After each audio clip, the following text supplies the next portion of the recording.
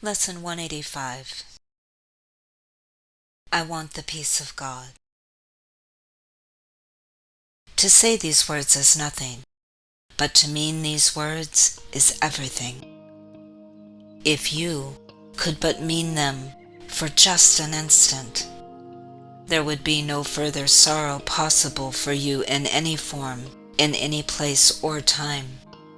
Heaven would be completely given back to full awareness, memory of God entirely restored, the resurrection of all creation fully recognized. No one can mean these words and not be healed. He cannot play with dreams nor think he is himself a dream. He cannot make a hell and think it real. He wants the peace of God, and it is given him. For that is all he wants, and that is all he will receive. Many have said these words, but few indeed have meant them. You have but to look upon the world you see around you to be sure how very few they are.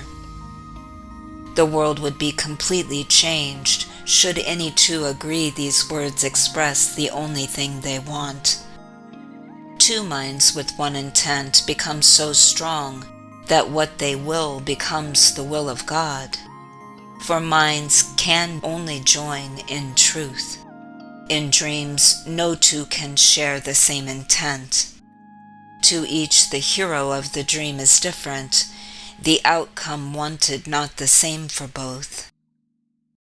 Loser and gainer merely shift about in changing patterns as the ratio of gain to loss and loss to gain take on a different aspect of another form. Yet compromise alone a dream can bring. Sometimes it takes the form of union, but only the form. The meaning must escape the dream, for compromising is the goal of dreaming. Minds cannot unite in dreams. They merely bargain. And what bargain can give them the peace of God? Illusions come to take his place. And what he means is lost to sleeping minds intent on compromise, each to his gain and to another's loss. To mean you want the peace of God is to renounce all dreams. For no one means these words who wants illusions, and who therefore seeks the means which bring illusions.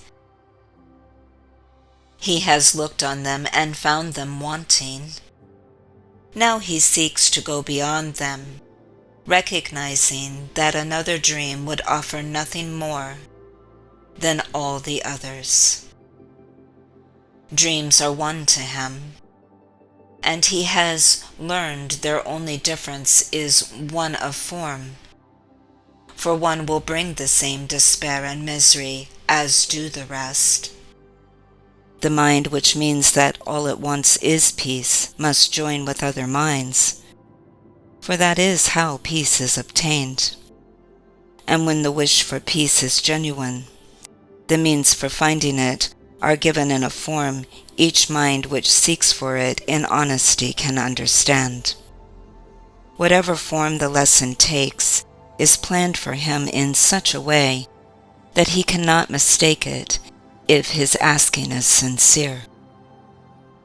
And if he asks without sincerity, there is no form in which the lesson will meet with acceptance and be truly learned.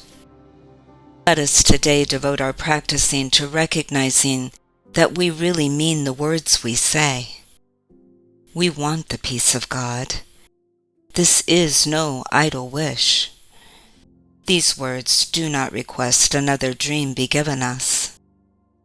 They do not ask for compromise, nor try to make another bargain in the hope that there may yet be one which can succeed where all the rest have failed. To mean these words acknowledges illusions are in vain. requesting the eternal in place of shifting dreams which seem to change in what they offer, but are one in nothingness.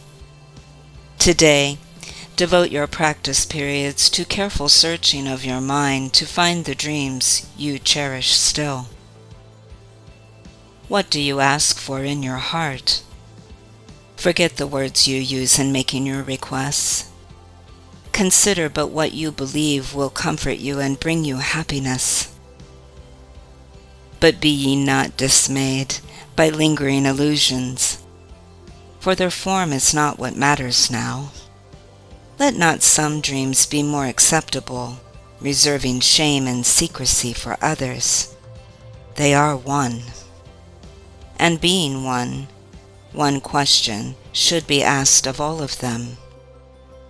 Is this what I would have in place of heaven and the peace of God?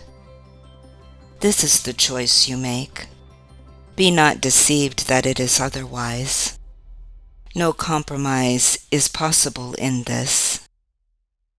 You choose God's peace, or you have asked for dreams. And dreams will come as you requested them. Yet will God's peace come just as certainly, and to remain with you forever. It will not be gone with every twist and turning of the road to reappear unrecognized in forms which shift and change with every step you take.